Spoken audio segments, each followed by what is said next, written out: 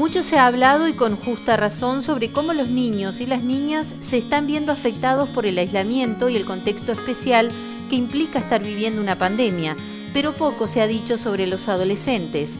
Entre los 13 y 17 años, este grupo de menores de edad que en condiciones normales atraviesan situaciones complejas, están aprendiendo a relacionarse afectiva y sexualmente, a entender sus emociones y a transitar hacia la adultez.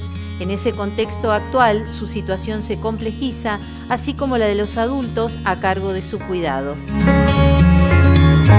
Para poder adaptarse, digamos, y poder funcionar y poder acompañar el desarrollo interno de la familia y poder así facilitar el intercambio con el contexto social, necesita un sistema de normas que pueda regular el comportamiento, la manifestación afectiva y también, digamos, las cogniciones de los integrantes. Y a través de estas relaciones que se establecen entre el sistema familiar se van dando un engranaje de intercambio que facilita la expresión, por ejemplo, del malestar que cada uno de los integrantes va vivenciando con esto, ¿no?, de la cuarentena y las medidas sanitarias.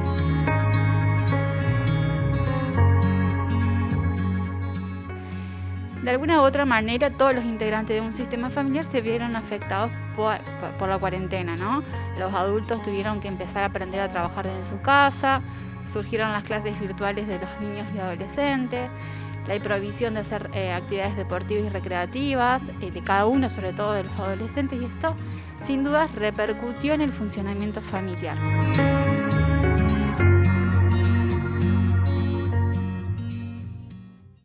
La verdad que la adolescencia, digamos, primero pensemos que es una etapa evolutiva diferente a las otras etapas evolutivas. Tenemos la niñez, la pubertad, la adultez y la vejez, ¿no? Entonces cada una de esas etapas tienen sus cosas particulares, ¿sí? La adolescencia tiene algo particular y tiene que ver justamente con digamos, la asunción de empezar a asumir roles, el pasaje entre empezar a asumir roles de adultos, ¿sí? Por consiguiente, tiene mucho que ver con las salidas, con los contactos, ¿sí? Y también tiene que ver con esto de el afuera, ¿sí? O sea, por ahí se denomina la exogamia, ¿sí? Salir de la casa. Fíjate que justamente ahora lo que está pasando es desde no solamente los adolescentes, sino por ahí los hijos que ya no son adolescentes están volviendo a su casa por la cuestión económica también, por ejemplo, ¿no? Bueno, esto trae aparejado un montón de cosas. Y una de las cosas que necesita también el adolescente es la privacidad. Por consiguiente, se complica a veces, y esto tiene mucho que ver con la casa, digamos, donde está conviviendo. Vos imagínate que no es lo mismo vivir en un departamento de 30, 40 metros cuadrados que una casa mucho más grande, ¿no? Obviamente que en la casa mucho más grande vas a tener posibilidades de tener mayor privacidad. Y ahí aparece algo que por ahí también se puede denominar la hiperpresencia de los padres, ¿no? Donde quieren estar, ¿no? Quieren ver qué están haciendo los hijos, entrar a la habitación. Vos imagínate por ahí planteamos que pueden llegar a tener habitaciones separadas, pero imagínate que son 4 o 5 hermanos en una sola habitación. Por consiguiente, la privacidad es bastante complicada.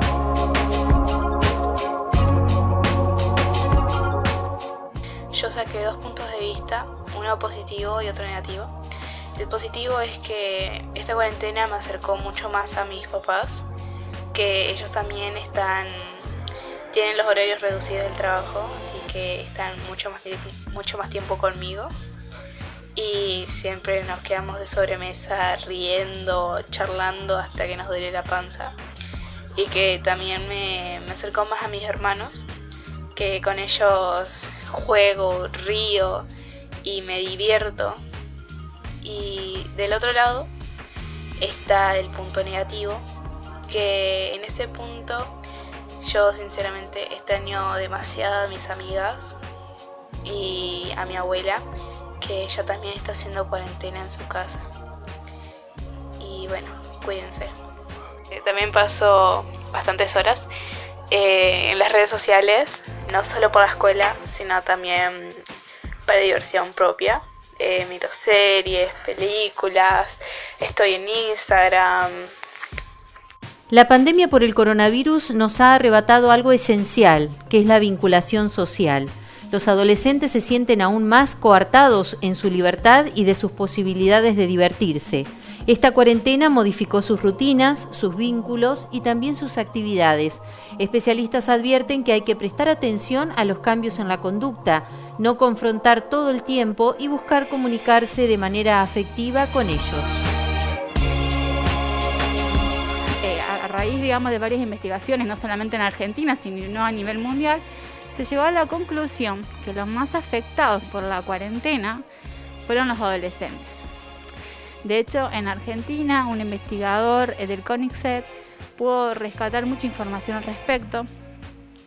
Al mes de la cuarentena, digamos, al comienzo de la cuarentena, pudo observar que un 20% de los adolescentes ya presentaban sintomatología depresiva, moderada a grave.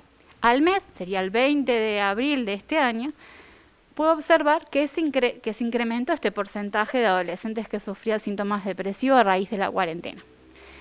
Entonces, hoy, después de haber transcurrido mucho tiempo de las medidas sanitarias, se puede destacar que los adolescentes es el grupo que más está sufriendo el aislamiento social. Y esto tiene motivos.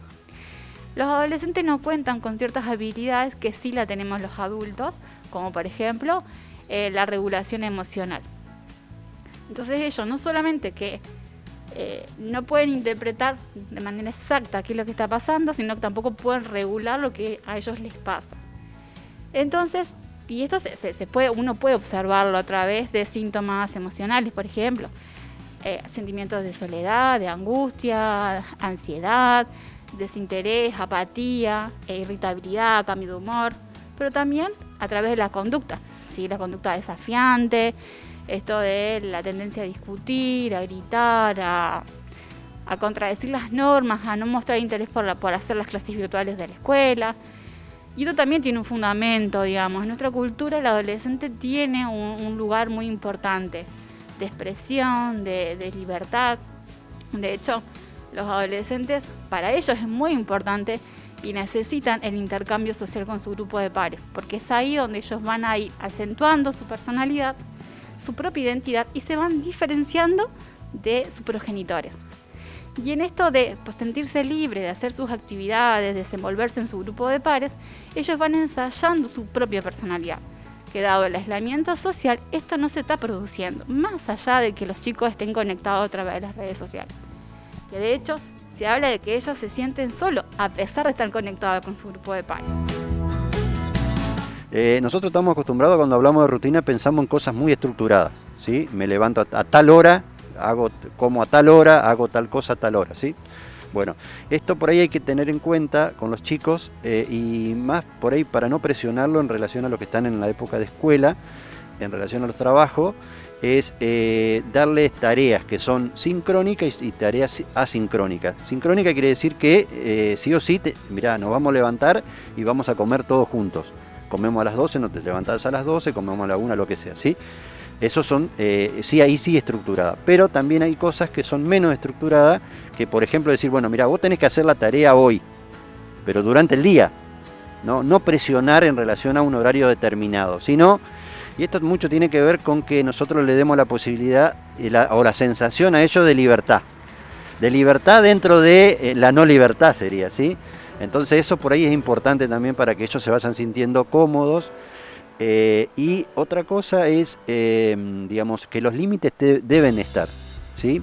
Los límites son los que calman, pero esto no quiere decir que tengamos que ser estrictos.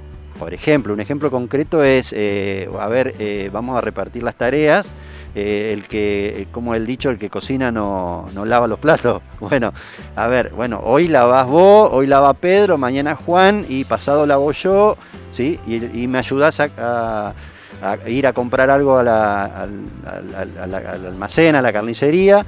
Cada uno tiene una tarea determinada, ¿sí? Por eso digo, hacer dos cosas, una cosa estructurada, fija, y otra cosa estructurada un poquito más flexible, que es una manera de que ellos se sientan un poco más cómodos.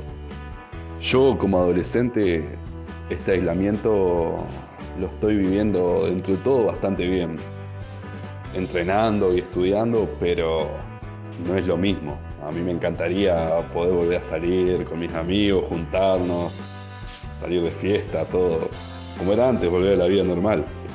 Pero bueno, hay que quedarnos todos en nuestras casas, respetar todo para que se vuelva a salir lo más pronto posible.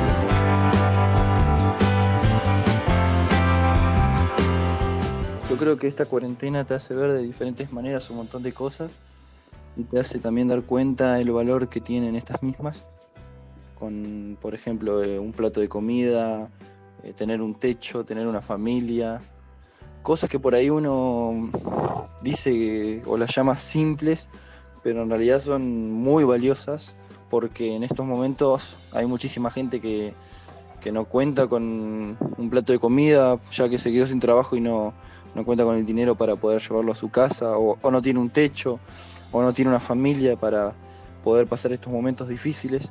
Entonces nada, son un montón de cosas que uno se empieza a dar cuenta que por ahí antes las pasaba medio desapercibido, o algunas no, pero son cosas que uno empieza a darse cuenta gracias a esto de también que es una pausa, ¿no? Una pausa a todo el ritmo tan acelerado que tiene el mundo hoy en día, y también empieza a pensar en qué quiere, si estaba haciendo las cosas bien, si estaba haciendo las cosas mal. Yo creo que es un momento para también reflexionar y también para ayudar a los que más necesitan, con pequeños gestos, ¿no? Alcanzándole un plato de comida, ofreciéndose, no sé, un abrigo, una manta, cosas simples que en realidad no son simples porque valen un montón.